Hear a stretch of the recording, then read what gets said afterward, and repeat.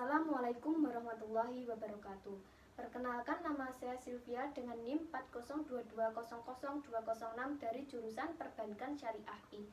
Saya di sini akan mempresentasikan proposal skripsi saya dengan judul Pengaruh Interaksi Sosial Budaya dan Pemahaman tentang Riba terhadap Minat Menabung di Bank Syariah. Subbab yang pertama yaitu tentang latar belakang. Latar belakang dalam penelitian ini yaitu dalam perkembangannya bank dibagi menjadi dua, yaitu bank konvensional dan bank syariah. Bank dengan sistem konvensional bertujuan menghimpun dana dari nasabah dan menyalurkan dana kepada nasabah, di mana bank berperan sebagai debitur sedangkan nasabah sebagai kreditur. Sedangkan bank syariah merupakan bank yang dalam melaksanakan segala aktivitasnya berdasarkan dan berusaha sesuai dengan prinsip-prinsip syariah. Pengamatan awal penelitian ini menunjukkan bahwa pemahaman masyarakat Kecamatan Geger mengenai riba belum memiliki dampak yang signifikan terhadap lembaga perbankan syariah. Sebagian masyarakat telah mengetahui dampak dan hukum riba, namun pada kenyataannya mereka belum mengaplikasikan dalam kehidupannya. Terbukti sebagian di antara masyarakat memiliki tabungan di bank konvensional.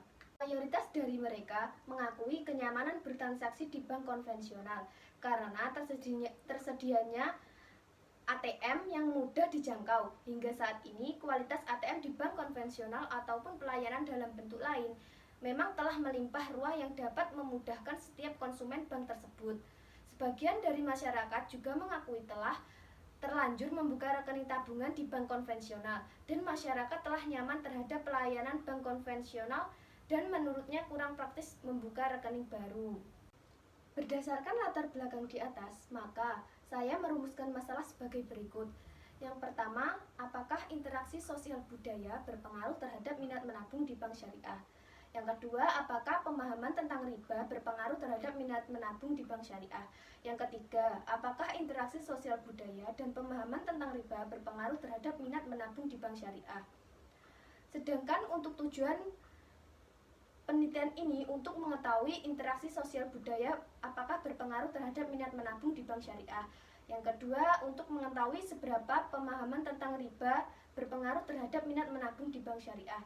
Yang terakhir, untuk mengetahui interaksi sosial budaya dan pemahaman tentang riba berpengaruh terhadap minat menabung di bank syariah. Subbab selanjutnya yaitu tentang landasan teori.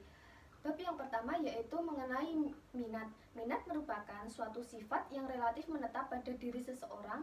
Minat sangat besar sekali pengaruhnya, sebab dengan minat seseorang akan melakukan sesuatu yang diminatinya. Sebaliknya, tanpa minat seseorang tidak mungkin melakukan sesuatu. Minat lebih dikenal dengan keputusan pemakaian atau pembelian jasa atau produk tertentu. Keputusan pembelian merupakan suatu proses pengambilan keputusan atau pembelian yang mencakup penentuan apa yang akan dibeli atau tidak melakukan pembelian, dan keputusan tersebut diperoleh dari kegiatan-kegiatan sebelumnya, yaitu kebutuhan dan dana yang dimiliki. Yang selanjutnya ada indikator minat. Beberapa indikator minat yang pertama yaitu dorongan dari dalam diri individu, misalnya dorongan untuk makan, ingin tahu, atau dorongan untuk menabung. Yang kedua ada motif sosial, dapat menjadi faktor yang membangkitkan minat untuk melakukan suatu aktivitas tertentu. Yang ketiga ada faktor emosional atau perasaan, artinya minat yang erat hubungannya dengan perasaan atau emosi. Keberhasilan dalam beraktivitas yang didorong oleh minat akan membawa rasa senang dan memperkuat minat yang sudah ada. Sebaliknya, kegagalan akan mengurangi minat individu tersebut. Selanjutnya ada pengertian interaksi sosial. Interaksi sosial secara terminologi yang sangat populer bukan saja karena menjadi pondasi dalam menjalani hidup bermasyarakat, tetapi juga sebagai dasar dalam membangun interaksi kebudayaan dan keagamaan. Konsep interaksi sosial diartikan sebagai suatu tindakan timbal balik antara dua orang atau lebih melalui suatu kontak dan komunikasi. Menurut Thibaut dan Kelly, interaksi sosial adalah peristiwa saling mempengaruhi satu sama lain. Ketika dua orang atau lebih hadir bersama, mereka menciptakan suatu hasil satu sama lain atau berkomunikasi satu sama lain. Jadi dalam setiap kasus interaksi, tindakan setiap orang bertujuan mempengaruhi individu orang lain. Selanjutnya, terdapat beberapa indikator dalam melakukan interaksi sosial budaya menurut Murdiatmoko dan Handayani tahun 2004. Yang pertama ada kelas sosial. Kelas sosial adalah pembagian masyarakat ke dalam kelas-kelas yang berbeda. Yang kedua ada kelompok acuan, merupakan semua kelompok yang memiliki pengaruh langsung atau tatap muka atau tidak langsung terhadap sikap atau perilaku seseorang. Yang ketiga ada keluarga. Keluarga merupakan organisasi pembelian konsumen yang paling penting dalam masyarakat dan ia telah menjadi objek penelitian yang luas. Yang keempat ada ekonomi. Ekonomi adalah suatu studi bagaimana orang-orang dan masyarakat membuat pilihan dengan atau tanpa penggunaan uang. Yang terakhir ada religiusitas, merupakan suatu keadaan yang ada dalam diri seseorang yang mendorongnya untuk bertingkah laku sesuai dengan kadar ketaatannya terhadap agama. Yang selanjutnya ada pemahaman tentang riba. Menurut Ana Sujiono, pemahaman adalah kemampuan seseorang untuk mengerti atau memahami sesuatu setelah sesuatu itu diketahui atau diingat.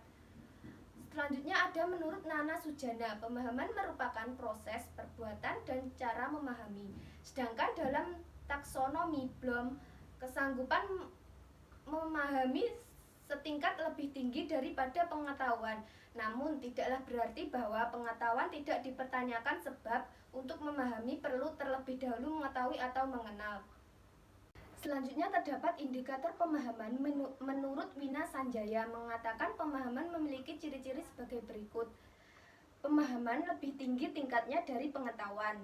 Pemahaman bukan hanya sekedar mengingat fakta, akan tetapi berkenaan dengan menjelaskan makna atau suatu konsep. Dapat mendeskripsikan, mampu menerjemahkan, mampu menafsirkan, mendeskripsikan secara evaluasi. Yang terakhir ada pemahaman eksplorasi, mampu membuat estimasi. Poin terakhir ada riba. Riba ditinjau dari bahasa Arab, riba bermakna tambahan, tumbuh dan menjadi tinggi. Adapun definisi riba menurut pandangan para ahli yakni sebagai berikut. Menurut Ismail, mengemukakan bahwa riba merupakan tambahan yang diambil atas adanya suatu utang piutang antara dua pihak lebih yang telah diperjanjikan pada saat awal dimulainya perjanjian. Menurut bahasa, riba adalah zifadah, yaitu tambahan yang diminta atas utang pokok. Unsur riba terdapat dalam utang yang diberikan dengan perjanjian bahwa peminjam akan membayar utangnya ditambah dengan jumlah tertentu. Pihak pemberi pinjaman dan peminjam telah mensyaratkan adanya tambahan yang harus dibayar oleh peminjam. Riba adalah kelebihan pembayaran yang dibebankan terhadap pinjaman pokok sebagai imbalan terkait jangka waktu pengembalian atas pinjaman itu. Subbab yang terakhir yaitu mengenai metode penelitian.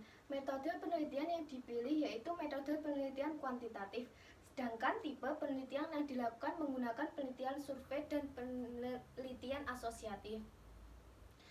Pengertian penelitian survei yaitu penelitian yang dilakukan untuk mengumpulkan informasi yang dilakukan dengan cara menyusun daftar pertanyaan yang diajukan pada responden.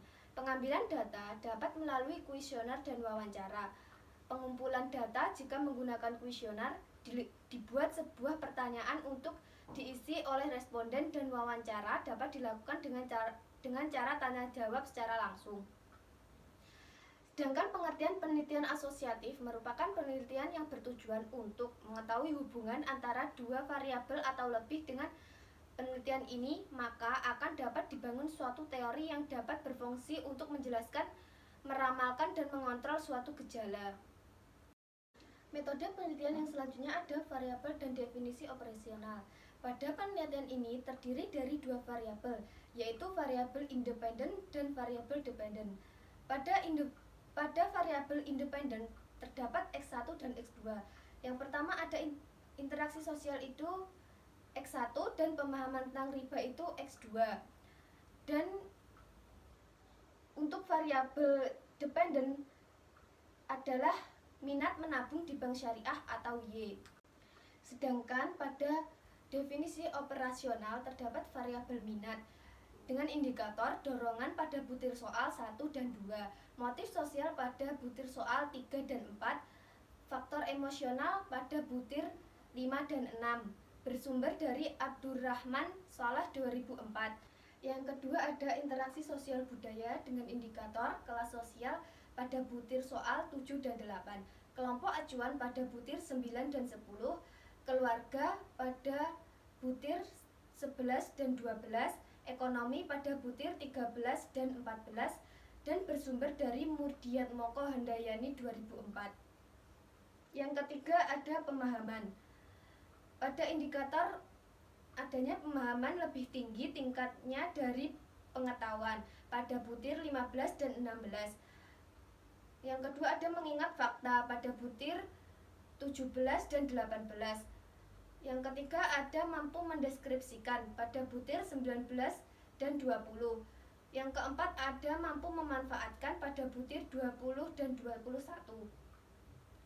Yang selanjutnya ada mampu membuat pada butir 22 dan 23 yang bersumber dari Wisanjaya 2008.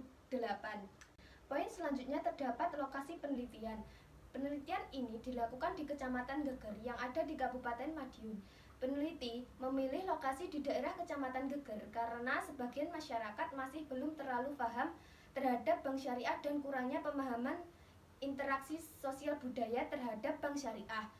Dalam penentuan lokasi ini sudah difikirkan sangat mendalam oleh peneliti, di mana agar bisa tercapainya tujuan penelitian ini. Untuk populasi dan sampel, pada populasi dalam penelitian ini adalah seluruh masyarakat yang menggunakan bank syariah maupun bank konvensional yang bertempat di Kecamatan Geger. Untuk sampel, dalam pengambilan sampel ini peneliti menggunakan teknik probability sampling, yaitu cara pengambilan sampel yang memberikan kesempatan yang sama untuk diambil pada setiap elemen populasi. Dengan menggunakan teknik simple random sampling dapat dikatakan simple karena pengambilan anggota sampel dari populasi dilakukan secara acak tanpa memperhatikan strata yang ada dalam populasinya. Yang selanjutnya ada jenis data dan sumber data. Jenis data yang diperoleh dalam penelitian ini meliputi data primer, yaitu data yang diperoleh berdasarkan pengukuran secara langsung oleh peneliti dari sumbernya atau subjek penelitian. Yang kedua yaitu sumber data. Dalam penelitian ini peneliti menggunakan kuesioner dalam pengumpulan datanya. Untuk metode pengumpulan data, metode yang saya gunakan untuk mengumpulkan data menggunakan kuesioner atau angket. Yang selanjutnya yaitu instrumen penelitian. Instrumen yang digunakan untuk mengukur variabel dalam penelitian ini dengan menggunakan skala Likert 5 poin yang akan diberikan kepada masyarakat Kecamatan Geger yang berada di tempat masing-masing. Adapun 5 alternatif jawaban responden yang disediakan yaitu yang pertama sangat setuju dengan skor 5, yang kedua ada setuju dengan skor 4, yang ketiga ada netral dengan skor 3, yang keempat ada tidak setuju dengan skor 2, yang terakhir ada sangat tidak setuju dengan skor 1. Yang terakhir yaitu ada teknik pengolahan dan analisis data. Pada metode yang digunakan pada penelitian ini yaitu analisis regresi linear berganda. Analisis regresi berganda adalah regresi di mana sebuah variabel terikat Y dihubungkan dengan dua variabel atau lebih variabel bebas.